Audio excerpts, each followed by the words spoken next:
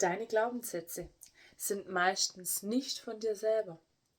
Die meisten Glaubenssätze, wo ich schaffe das, ich muss das hinbekommen, egal in welche Richtung, das kennst du einfach von klein auf, von deinen Eltern, von der Schule, von der Ausbildung. Man zeigt es dir, es muss einfach funktionieren. Und diese Glaubenssätze gibst du natürlich weiter. Ich muss alles schaffen, ich muss arbeiten, ich muss das und das machen, dass ich glücklich und frei sein kann. Und ja, natürlich braucht man muss in die Taten gehen, sozusagen, dass es funktioniert. Aber werd dir immer mal bewusst, ob das deine Glaubenssätze sind, ob das deine Realität ist oder das, was du wirklich möchtest. Weil meistens kommt es von außen. Oder Freunde sagen, hey, du, mach das bitte so. Und dann denkst du, es ist richtig.